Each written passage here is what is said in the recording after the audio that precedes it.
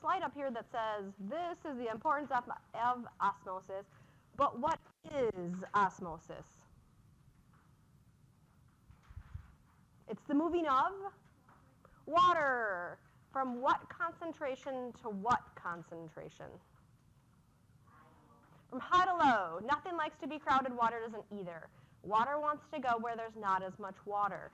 It helps us a lot if we want to, say, soak up some type of water. You spilled some water, you put paper towel on it, and I'm like, the paper towel does not have any water in it. Water wants to go where there's no water. You can soak it up. And I'm like, so it helps us, but water wants to go where there's no water. Now, why that matters for us, osmosis, because it's moving of water, can cause cells to swell if they try to go into the cell where there's not as much water, or if too much water leaves the cell, it causes them to shrink. Now, neither of those is good. Any type of cell volume change whatsoever can cause the cell not to work. Now, if you're a neuron, that's not good. If your nervous system is not working and it's not sending information, it can be deadly. So we want water to stay where it's supposed to stay. Now, the tonicity is when we're talking about where does the water like to move. I'm going to use some colors. We'll see how my markers are. Now, if something is isotonic, that means, and I'm like, it has the same concentration of water and solutes as, and I'm like, whatever fluid it's in. The example, and I'll just draw bigger pictures of what's down below if you can't see. And I'm like, here's my beaker of water. I drop in a red blood cell. It's supposed to be a red blood cell. Here is my red blood cell. I'll even use the same ones. Isotonic, they use 10% salt. And I'm going to say these are not right numbers. This is 10% sodium chloride. And in the beaker that I dropped this red blood cell, it also is 10% sodium chloride. Now, that's what we call as is a solute. And I'm like, a solute is the molecule that is dissolved in water. But osmosis is the moving of what? Water. I don't, sodium chloride's not moving when I'm talking about tonicity. Just the water is. Now, if my red blood cell is 10% sodium chloride, what percent water is that? 90, because it should equal 100. 90% water. And how much percent water is in my beaker? 90. It's the same. Iso means the same. And I'm like, that means my water concentration is the same. It's also because my solute, in this case salt, is also the same. And so I have the solution is the same non-penetrating solute. It has the same number of solutes in it. That doesn't mean a water molecule would be like, hey, that looks cool to be over there. And you just have another water molecule that would just go right back in. And it would stay at that same concentration. We'll draw it on the beaker. I love these. These are magnetic. Now, if I have a hypertonic, what does the hyper part mean compared to hypo? Above. So it's got extra something. If I have a hypertonic solution, this means like extra. And I'm like, if I have extra, and I'm like, it means I have extra solutes in the solution. So if I have my, and I don't know if I'm going to use the same, yeah, we'll use the same. And I'm like, if I have my blood cell, my red blood cell, it still has the 10% sodium chloride. It still has 90% water. But now my solution is hypertonic. It has extra solutes in it. It now is 20% sodium chloride, extra solutes. How much is water? 80. Now, when I'm talking about tonicity, again, I'm only talking about water moving. The salt is not moving. Where is the water going to want to go? I was going to say, one, it's in a cell versus in a beaker. Where is the water going to want to go? Is it going to want to go into the cell or into the beaker? It's going to want to go into the beaker. This cell has 90% water. The beaker has 80%. The water wants to always go from a high concentration to a lower concentration. What will happen to my cell? It will shrink in a hypertonic solution. I'm like, that's, like that low water concentration, and I'm like, is pulling the water out. Now, just because I ran out of room. If we do the opposite, and I have a hypotonic solution, what's the hypo mean? Lower. I have a lower solutes in. Now, did I change my numbers? Yeah, I'm going to use different numbers than what's on there. Doesn't matter. Do the same thing. If this is still 10% salt, still 90% water, we're going to say, since this has lower solutes in it, lower than 10%, we're going to go 1%. It has less solute.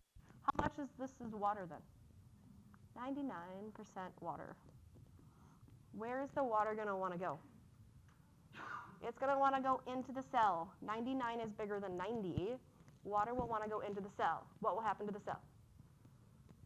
It will swell. This is why also, I kind of left at the end last time, would you ever give someone an IV of pure water? No, if this was 100% water, where's it going to want to go? It's going to want it to go into any cell it can find. And as many cells, that this finds, they're all going to start to swell. If they swell enough, they could burst. And I'm like, just by swelling, it could cause them not to work correctly. Now, and I'm like, I was going to say, I don't remember if that video started or not. I was going to say, the video on the bottom, which I'll let it play, I think it's only 30 seconds. 59 seconds. They put him in a hypertonic solution first. And I'm like, so in a hypertonic solution, the water's leaving. Some of them, they look like they start to shrivel up a little bit. Then they're going to put them in pure water.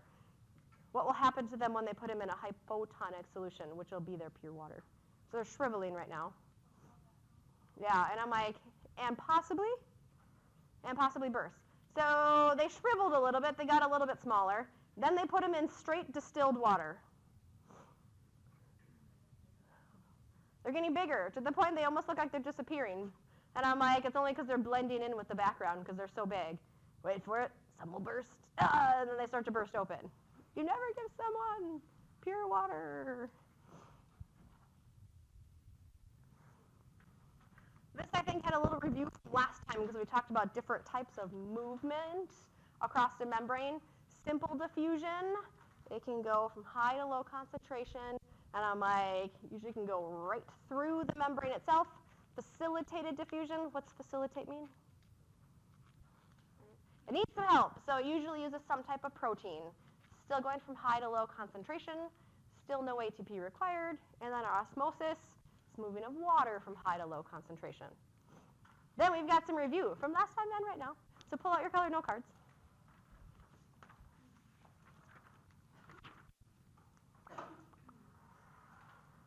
The basic functional unit of living organisms is what?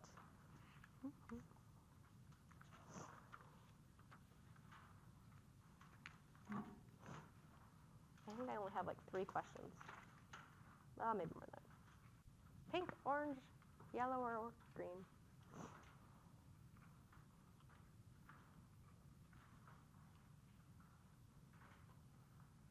It's what our whole chapter is about. My big clue. Whole chapter is all about yellow, the cell. It's your basic functional unit. Everything has to be made up of cells. The 3 main components of all cells include the plasma membrane, the nucleus, and the what?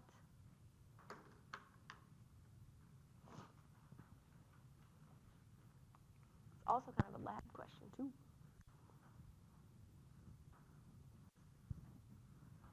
It is the orange, the cytoplasm. Phospholipids orient themselves in an aqueous, watery solution such that what happens? How do phospholipids arrange themselves if you put them in water?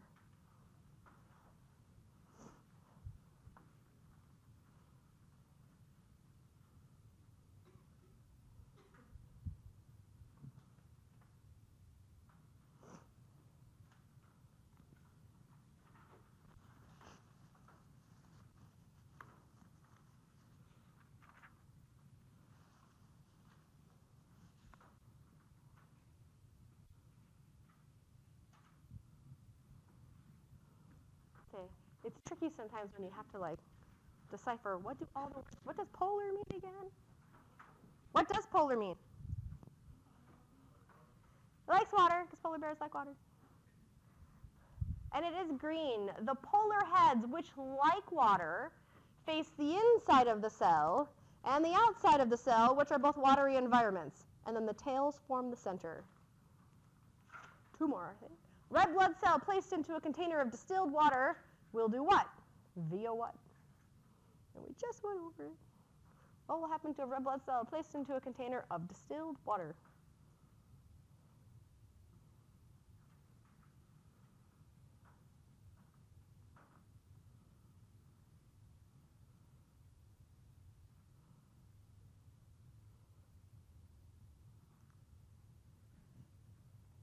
And it is the orange. It will gain water via osmosis. Diffusion is moving of some type of solute. Osmosis is moving of water. My last review question in this part. Which of the following is not an example of simple diffusion? What do you think?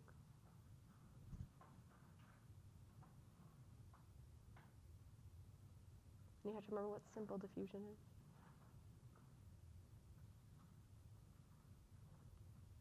It's also kind of like, which one looks the least like it should fit in here?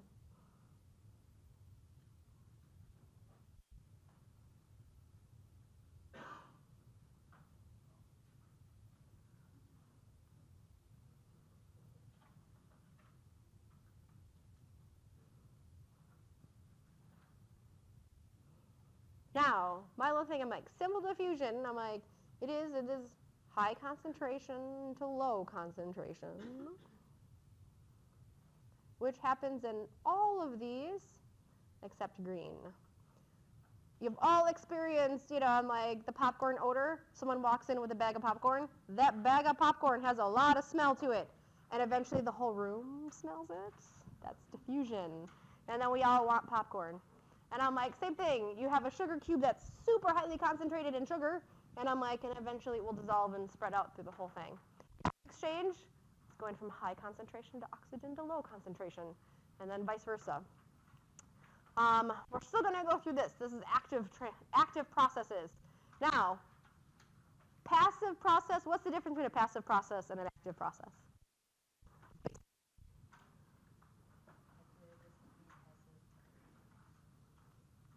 Nope, it's something about doesn't need or will need. What kind of energy? ATP. Passive process does not need any energy or ATP. Active processes do need ATP. I was thinking, like, when you're active, you need energy to be active. And in this case, yes, it's active. It needs ATP. Now, there are two groups of active processes. They all require ATP because they're an active process. There's active transport, and then there's vesicular transport. Get into both. Now, reasons why ATP may be required. Sometimes your solute, the molecule that needs to move, is too large for a channel. Like it just can't fit through one of those proteins. So there has to be, some type of energy to shove it through there, or use some type of vesicle. If the solute's not lipid soluble, which means it can't go through any part of that lipid area membrane, where the phospholipids, the tails are lipidy. If your solute is not lipid soluble, it's going to need some ATP to get it across.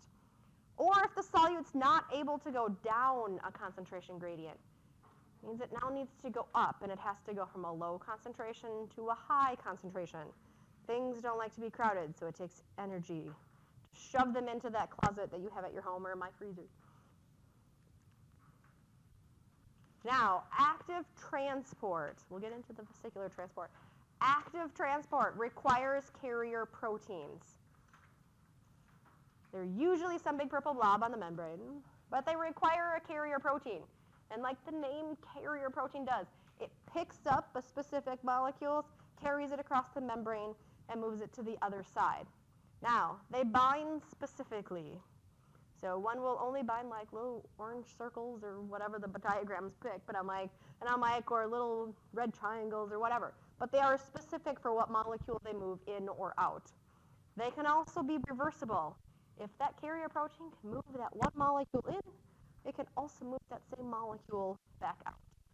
It's just specific for which molecule. And they like to move molecules, or they can, they don't always like to, but they can move solutes or molecules against their concentration gradient, meaning going from that low to high concentration. Because the molecules don't want to go where there's already lots of molecules. The carrier proteins force them into it. Now, the most commonly studied carrier protein, and you'll see this come up later, but the most commonly studied carrier protein is the sodium-potassium pump. It is one carrier protein. So this is a protein that moves two different solutes, sodium and potassium. So most carrier proteins move one molecule. They're very specific. This moves two specific molecules, both sodium, both potassium. Now, this protein, it's an enzyme. Enzymes are proteins. This carrier protein is called the sodium-potassium ATPase. I don't care how that's specific. It's an enzyme. And it moves. It's located in all of our plasma membranes, in all of the cells in our body. And yes, it moves nutrients and ions, specifically sodium and potassium. And it wants to move both sodium and potassium against both of their concentration gradients. So it's moving sodium where there's already lots of sodium. It's moving potassium where there's already lots of potassium. Now the sodium, it moves out of the cell, but the sodium don't like to hang out in a crowded area, and they try to sneak back in anywhere they can. And they will. They'll leak back in to the cell. And so that sodium-potassium pump has to kick them back out again. And I'm like, it's just kind of like, you've got a leaky boat, and I'm like, it's constant, it leaks back in, you kick it back out. It leaks back in, kick it back out. It's a very busy pump. And I'm like, and the same thing, the potassium tries to sneak back out, and it puts it right back in. Always, both of them are going against their concentration gradient. So since it does move two molecules opposite direction, we call it an antiporter. Like a transporter moves something, well, this moves two things in opposite direction.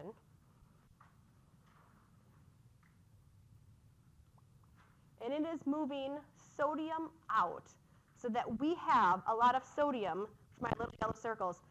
It's going to constantly be moving sodium out of the cell, so we have lots of sodium outside.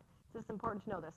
And I'm like, and it also moves the big green circles inside the cell, so that I have lots of potassium inside the cell. Now, that's necessary to have lots of sodium on the outside and lots of potassium on the inside. Lots of different processes to happen, specifically our nervous system and our muscles, and I'm like, to work properly. And so the sodium-potassium pump is constantly moving sodium where there's already lots of sodium, moving potassium where there's already lots of potassium inside the cell. Since it's moving two molecules, both that don't want to go where they need to go, it requires lots of ATP, lots of energy. Now, vesicular transport just means that we are moving very large molecules, macromolecules, we're moving fluids, or moving a lot of molecules across the membrane. And since it's hard to pump really large molecules, sometimes there's not a carrier protein big enough. We still have to get outside of the cell. We're going to use a vesicle. And so what we call it a vesicular transport is we package these molecules inside a vesicle, and then they move, and they'll get rid of things out or bring inside the cell using ATP. Now, kind of your basic different types of vesicular transport.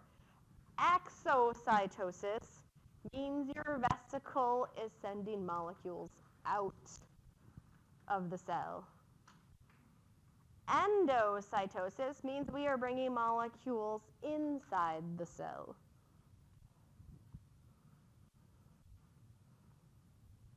And vesicular trafficking, and I'm like, which is why I like to compare vesicles to a taxi, because they just transport things. Vesicular trafficking is just moving something from one part of the cell to the other. It just hangs out in its own little vesicle taxi, and it just moves around inside the cell.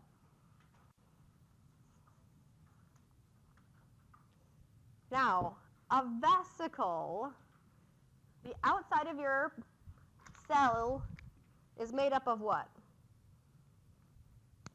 What's the basic thing that's made of your cell membrane? What do we find in the cell membrane? Lots and lots of what? These things? The phospholipids. That whole cell membrane is phospholipids with, yes, some proteins and carbohydrates and things like that stuck in it. That's your whole cell membrane. The vesicles are also made up of a phospholipid bilayer. The exact same arrangement that the cell membrane is, which is why they can just go fuse to the membrane. They're made up of the exact same thing. So when we want to, I've got my couple endocytosis up there, but the vesicle itself will just fuse with the membrane when it wants to get rid of things or bring things in.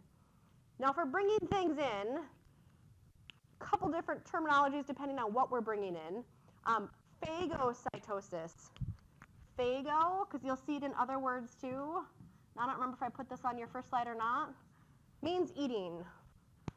A phagocyte is a cell eater, or an eating cell. So phagocytosis means we are eating something. We are bringing in solids. Now, on this, and I'm like, this apparently is our really delicious looking food that we want to bring inside the cell. Now, cell membrane, this purple color, this is your phospholipid bilayer.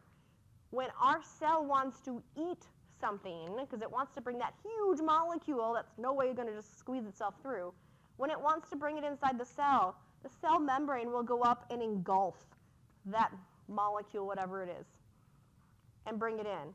And the vesicle that it's in, still that same purple phospholipid bilayer, which is part of the cell membrane, became part of the vesicle membrane. That's cell eating. It wants to eat that. Penocytosis is cell drinking. And so instead of going out and ingesting some big food molecule, it wants to kind of slurp in fluid. The fluid may have some molecules in it. They're not as big. But instead of going up and engulfing, it kind of slurps this liquid in that has some nutrients as well. So it's not going out and eating. It's just kind of slurping it in. Now people have told me, they're like, how do I remember which one's eating, which one's drinking? And I was going to say, Pinot Noir is a wine. You drink it. Or Pinot Grigio. And you drink that. And I'm like, and yes, it's cell drinking. We're bringing in fluids. Now, receptor-mediated endocytosis. I know I've got a picture come up. Here's exocytosis. Here's a vesicle that actually fused with the membrane, released its substances, magnified 100,000 times. Phagocytosis, it's eating, it's bringing in this molecule. Penocytosis, it's drinking the fluid with some solutes in it. And here's my receptor-mediated endocytosis. It sounds more complicated than it is. It just means on the membrane. We have receptors. They are specific. This particular one is specific to bind to little green circles. When all my receptors are filled with little green circles, it then forms a vesicle, and I now have green circles inside my cell. So it's the receptor-mediated. It just means it's a receptor bringing a very specific molecules in. So I can bind to those specific molecules and then form a vesicle. This one is specific. I've got little red receptors. They look like little Ys. They're specific for little purple circles. And when all the receptors are full, then they form a vesicle, bring it in, and now we've got all these purple circles inside of our cell. Endocytosis. I think 2 questions in review. So if you've got your colored note cards out, hopefully they're still out. in areas of the body exposed to the external environment and pathogens, such as in the lungs, which type of vesicular transport would you expect to be the most prevalent? So you kind of have to think of what's happening in the lungs. And you can guess, I don't care if you're wrong.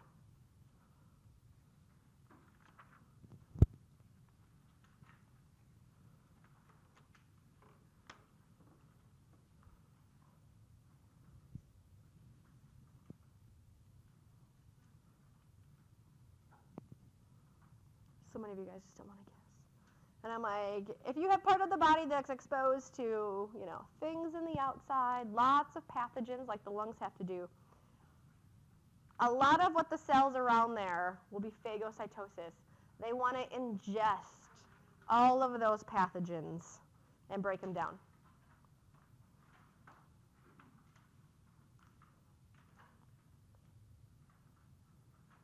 And then what does the sodium-potassium pump do?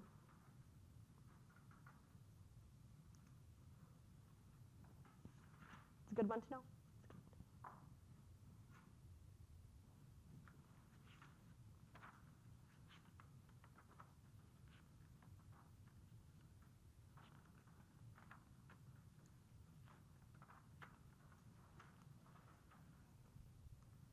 It is the green. It is pumping sodium out. So you have lots of sodium on the outside of the cell, and then it pumps a lot of potassium into the cell. Now, this is where I'm going to skip ahead. Ready for skipping? We're skip. We're going to skip all the way. There's a whole other section of questions. We're going to start right after that. So here's, whoop. So right here, protein synthesis. So that other part, unless I can get through everything and I can go back and still go through that, that other part that I just went through, I'll make a short little video in my office later.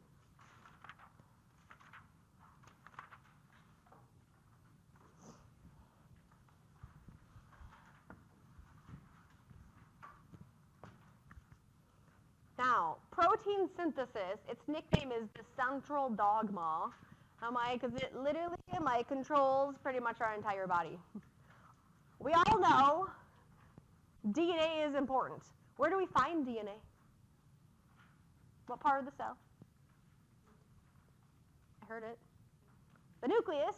And I'm like, we find DNA inside the nucleus. And we're like, oh. And I'm like, usually at some point people are like, oh yeah, because the nucleus, it controls the cell. It's like the control center. It's because it has DNA in it. Now, the DNA codes for, it's all our genetic information, anything we want it to. Usually, proteins. There are so many different things. We went over them last time that proteins can do, whether they're enzymes, whether they help in transport, whether they help in attaching cells to different cells. There are proteins out there that can help do just about anything. And it's DNA that controls what proteins are made and how many of them. Now, to go from DNA to proteins requires two steps, transcription and translation. So 2 steps to go all the way from DNA to proteins. So we're going to go through first some basics before we get there. Now, I'm like, with my 2 steps, transcription, and I'm like, is taking DNA, keep moving my markers.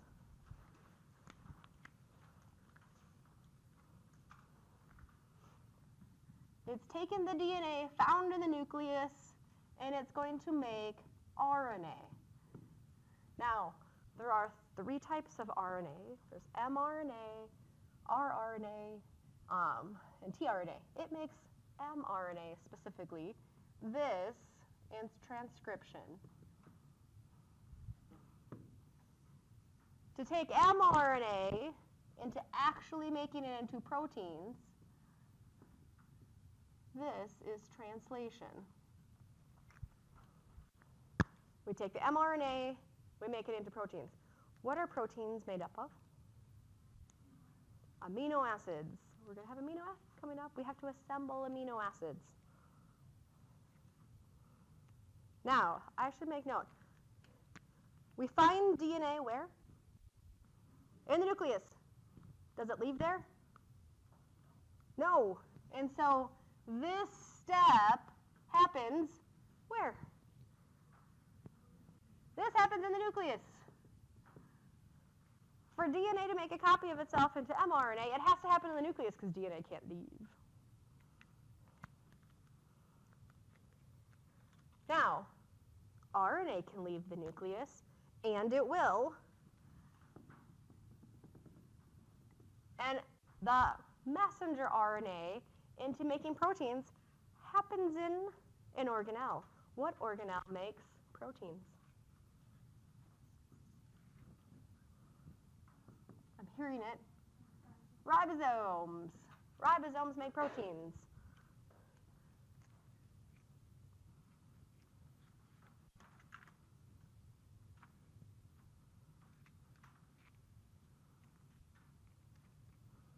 Now, here are some of my basics. 1, DNA, yes, is the master blueprint for making any protein we want. Now, when we read DNA, what are the 4 bases? Oh, it says on there. The 4 bases of DNA are A's, G's, T's, and C's. Now, they are always read in groups of 3. Mike, so they're always read in groups of 3. Sometimes we call them triplets. Sometimes we call them codons. And I'm like, so a codon or a triplet, it is just 3 bases. We read everything in 3 bases at a time. And every 3 bases, you know, I'm like, whether it's A, T, A, or whatever combination of bases you want, these 3 letters, the fact you have an A, a T, and an A in that specific order, code for a specific amino acid. We eventually want to string amino acids together to make proteins. So every triplet, every 3 letters will eventually code for a specific amino acid. And how many amino acids are there? There are 20 different amino acids.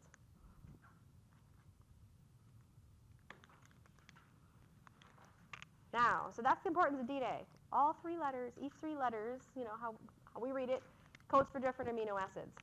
Now, as we said before, and I'm like, there are 3 different types of RNA. The messenger RNA, the ribosomal RNA, and the transfer RNA. Yes, messenger RNA is called that because it carries the message from the DNA over to a ribosome to get made into a protein. It just carries a message. Where do you think we find ribosomal RNA?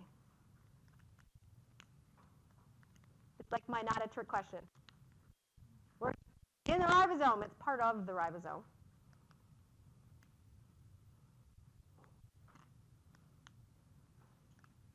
And transfer RNA, I think I've got slides of these coming up. Oops.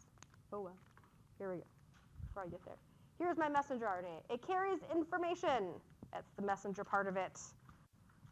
From the DNA, from the information in DNA to the ribosomes. Ribosomal RNA, yes, makes up ribosomes. It's a structural component of ribosomes. And it will help translate information, because ribosomes have to translate it.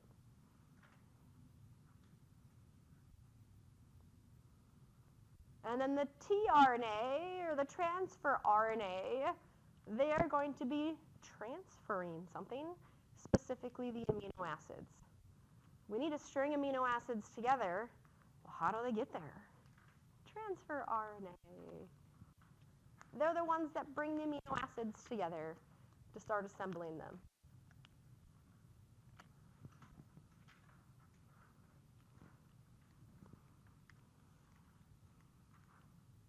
I'm going to come back to that. I've got a video somewhere. Oops, we're not doing that. I'm going to go back, but we are going to watch that one video. But before we do, I'm going to give kind of an example. If I take, here's my DNA sequence. C, G, we'll do another A. If I have, this is my DNA sequence. Now, I should make note, how many strands are in DNA? 2. And I'm like, what does T pair up with? A. So then A pairs up with T. What does C pair up with? G. There's my double-stranded DNA. So here's my DNA.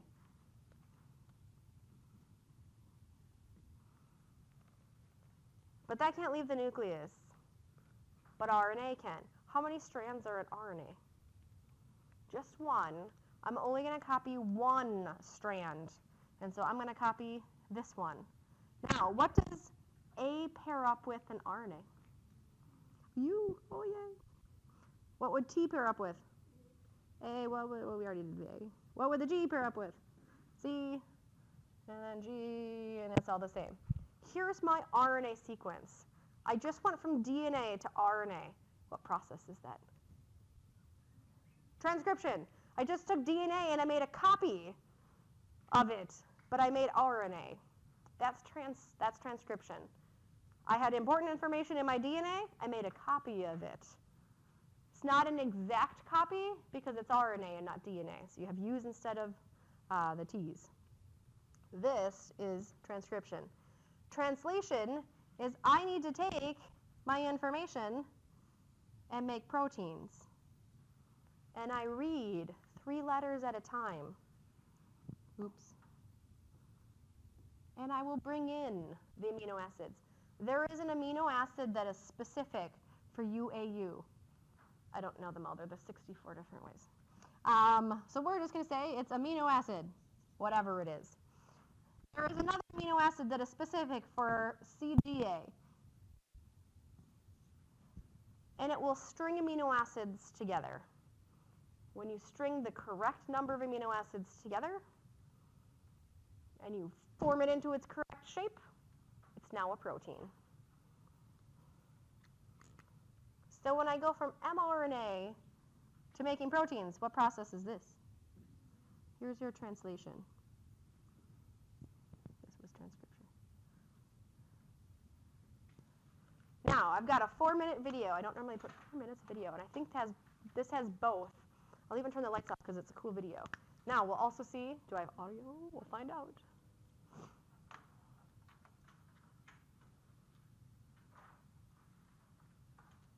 Maybe it will play. Play. No audio. Grrr. Maybe we'll watch it. Ooh. Easy. I don't want it at 95.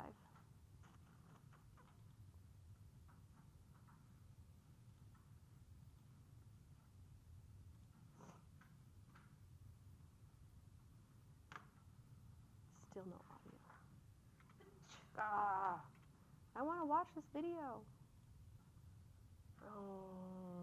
We might not be able to, only because I have my thing plugged in, and then it gets weird when I plug my audio thing in.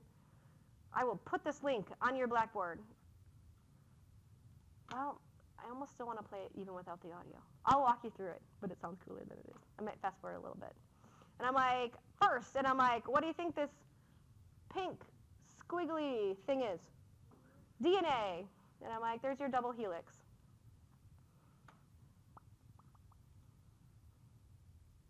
I want to get to the important thing. Now, some things will happen. I don't care. There's, if you want to take cell bio, you can learn all the specific things that happen. But I'm going to take my DNA, yank it apart into 2, and then I'm going to start assembling U's, A's, and U's. And I'm like, so what do you think this thing is? That's single-stranded. It's your RNA. And so there is a molecule that literally, it pulls the DNA apart, and then it brings in your A's, your U's, your C's, and the G's to make your RNA strand. And it will do that, and it knows exactly when to cut off. There's even a little 3-group sequence that means stop. Now, once you have this mRNA, it will leave the nucleus. So it's snaking its way out of the nucleus. There, it's leaving the nucleus. Now, it wants to make a protein. What organelle is it going to go find? A ribosome. That's the big blue molecule. Ribosome is chomping down on it, and it is reading these U's, A's, U's, C, G's, A's, and you'll see that on the inside of this.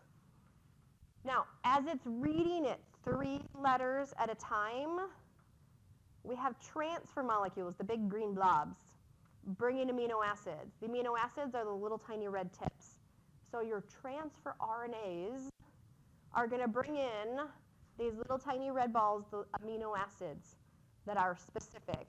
Yes, there are 20 different amino acids. Hence, there's different tRNAs specific for each amino acid. It will show you the inside of it in a second. I'll play with the audio, so eventually I can get both of these to work. So it's reading it 3 letters at a time, bringing in the amino acids, and then it's assembling all those amino acids, as it goes away. And I'm like, all the amino acids, stringing them together. I did 2. And I'm like, it can string them thousands of amino acids long. And you'll see them snaking out of the ribosome. Now, the amino acid that this is making, this particular protein that's coming out of there is hemoglobin. I can't remember, I know the video says that like we make about 1 million of these every second or every minute. Like we're making a lot of this one particular protein in our body all the time. Bummed about the audio. Grr. We're not doing that activity. Sorry, I'll post this video link online if it's not already there, so you can watch it on your own. It's way cooler with the audio. But some review of the protein synthesis. This is the process whereby protein is made. So the protein part.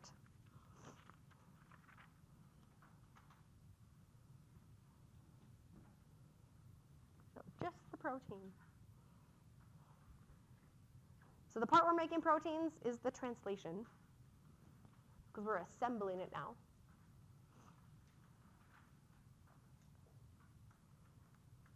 And then every 3 nucleotides, bases, in a gene code for how many amino acids? Every 3 nucleotides, or every 3 bases, codes for how many amino acids? Kind of my... Every 3 codes for how many amino acids? And yes, you guys know they got it. I'm like, it's the yellow. Every 3 bases, a codon, codes for 1 specific amino acid. Now, we can get the monster. Maybe. Metabolism. Now, when do you normally hear people talking about metabolism in their everyday lives? Dieting, and everyone's like, I've got a high metabolism. Metabolism itself just means all the chemical reactions that are happening in a body. That's the basics of what metabolism is. If people say they have a really high metabolism or a fast metabolism, it just means all those different chemical reactions are happening very quickly and they're very efficient. Yay for them. Now, of all the different types of biochemical reactions that happen in a cell, we can group them into 2 different groups. Anabolism and catabolism. Anabolism, my basics, it is building up. We are making large molecules from small ones. We are building. And we just did that when we did protein synthesis. We took a whole bunch of amino acids, we strung them together, and we can make a protein. We are building from smaller molecules. That's anabolism. Catabolism is the opposite. We are breaking things down. Yes, using water. Hydrolysis means the breaking apart using water. And I'm like, we are breaking things down. I can take a protein, and I can break it right down to amino acids. Our body does it all the time when you eat something that has proteins in it. So anabolism is building up. Catabolism is breaking down. Now, my way for remembering it, it's got the word cat in it. If anyone knows someone that has a cat, or if you have a cat, they break things, right? They knock things over all the time. Cats break things. Yes, they're positive because of cations, but they break things. And so catabolism is breaking things down. Anabolism is just the opposite then, is building things up. Now, one of the most common types of catabolism with some anabolism is cellular respiration. And everyone's like, you're talking about food, and respiration means like breathing. Yes, oxygen is required in here, and it will give off carbon dioxide. But cellular respiration is talking about the catabolism of food, which means what? Catabolism of food. We're breaking down food. This happens after you eat. It's the catabolism of food so that we can now store the energy that was in your food in a molecule called ATP. Like, it's that energy, ATP is our energy currency of the cell. Anytime a cell needs, whether it's active transport or something else, if our cell needs energy, it's going to use ATP. Well, how do we get ATP? We have to make it. And then how do we get the energy to make it? You have to eat. Now, when we make the ATP, what's ATP stand for? You're like, adenosine triphosphate. Now, how many phosphates does it have? Just so you know how it's spelled. Triphosphate. It has 3 phosphate groups. Do I have a picture so I don't have to draw this? No. At least not coming up. It has 3 phosphate groups on it. 3 phosphates. And then it has this other big structure. I don't care about it, though. That's your adenosine triphosphate. Now, in between the phosphates, I'm going to change the color. And I'm like, between these phosphates, there is a high energy bond that holds them here.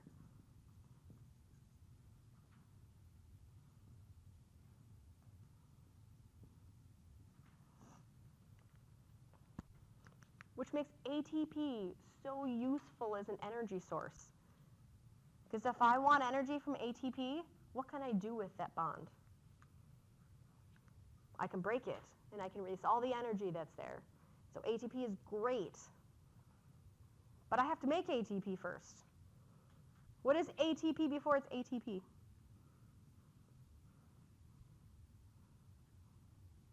It only has 2 phosphates, so what do we call it?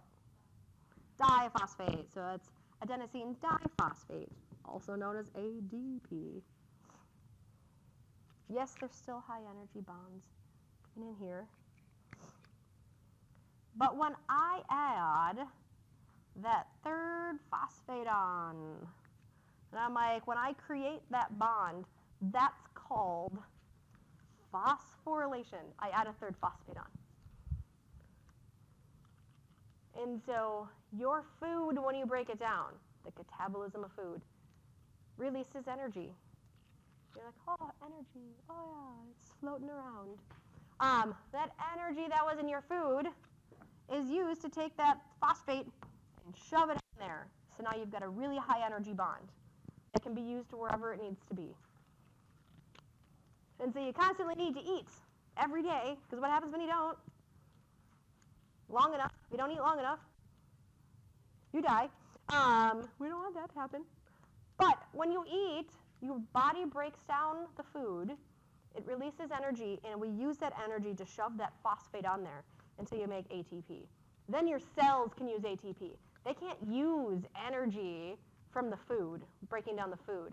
They need ATP to power whatever it is that they need to do. So our goal is to trap this released energy in our food in ATP. Now, if you eat enough, and then you eat a little bit more, we can take some of the energy and store it in glycogen and fats as well. We can't store all the energy in your food as ATP.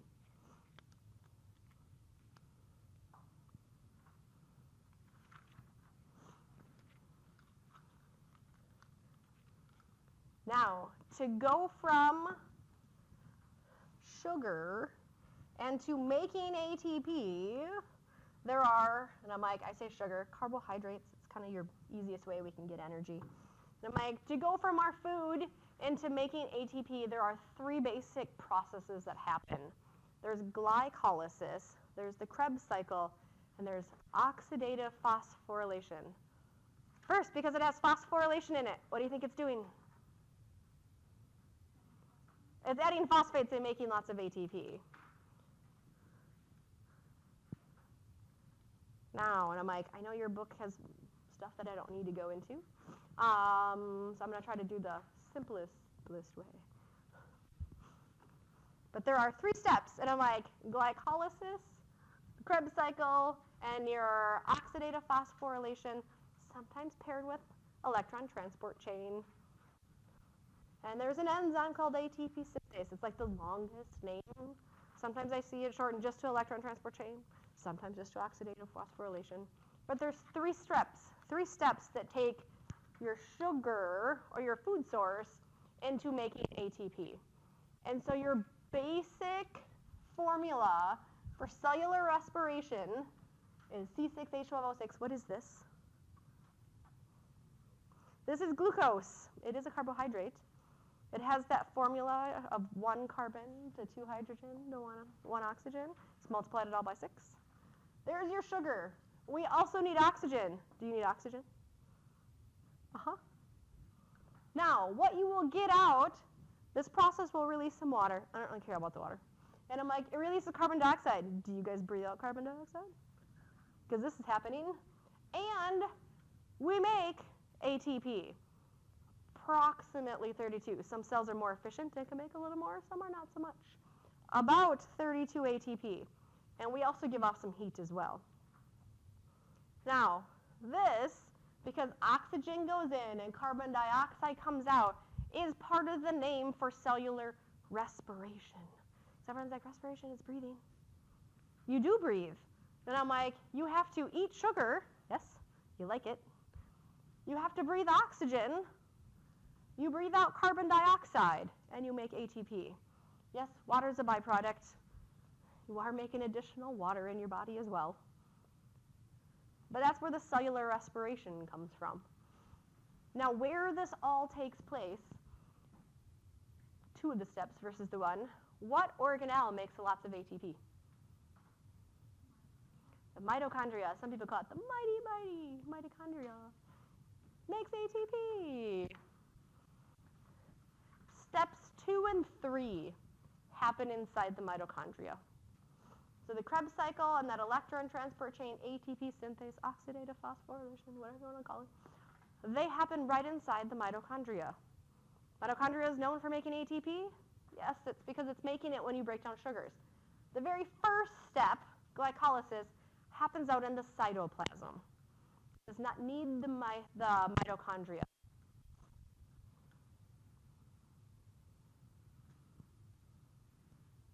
Now, how many ATP do you get out of each stage? I don't know if I've got a slide that writes it down or not. Ooh, I do. My next one. Glycolysis makes 2 ATP. Now, there's a reason why it says net in there, because 2 ATP are needed to start a chemical reaction. And I'm like, but then it makes 4, so you're ahead by 2. So it makes 2 ATP. The Krebs cycle, step 2, makes 2 ATP. The electron transport chain, oxidative phosphorylation, using ATP synthase, I was going to say it makes about 28. And then the book's like, it can't do math, right?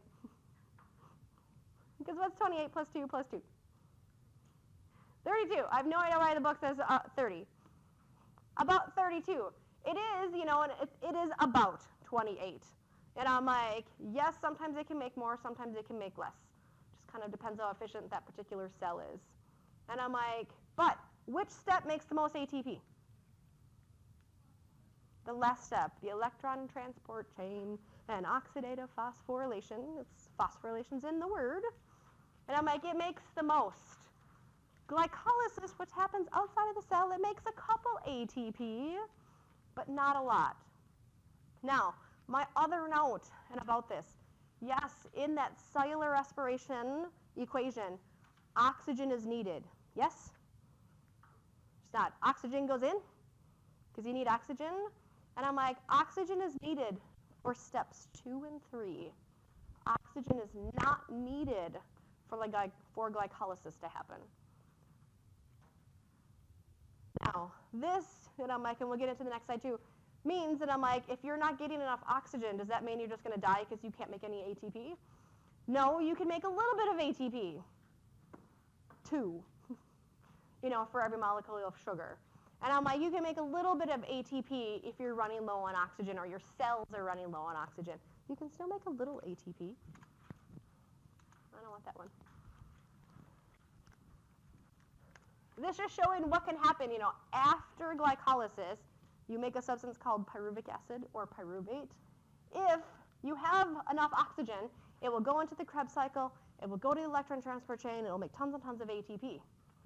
If you don't have enough oxygen, if your cells are running low on oxygen, they, instead of going into the Krebs cycle, will go through the lactic acid buildup stage. This is why when you exercise too hard, what happens the next day? Sore muscles. Your muscles were working too hard. They weren't getting enough oxygen that they needed. And I'm like, and instead of making lots of ATP, they were making lactic acid, which makes you sore the next day. That's why you're sore. You didn't have enough oxygen. Now, there are some organisms out there, not us, but there are organisms like yeast and certain bacteria that if they don't have oxygen, they can still do glycolysis, still get that pyruvate, and what do they make? What's ethanol? It's the official word for, it ends in all, or is part of it, all. It's alcohol. And I'm like, we don't do that, or you'd get drunk when you exercise. Maybe everyone would be skinny. We wouldn't have a problem in the United States. We don't do that when we run out of oxygen. Our cells make lactic acid. Now, I know we're like right at the end, so I'm going to tell you the answers to the, what was it, like 2 questions?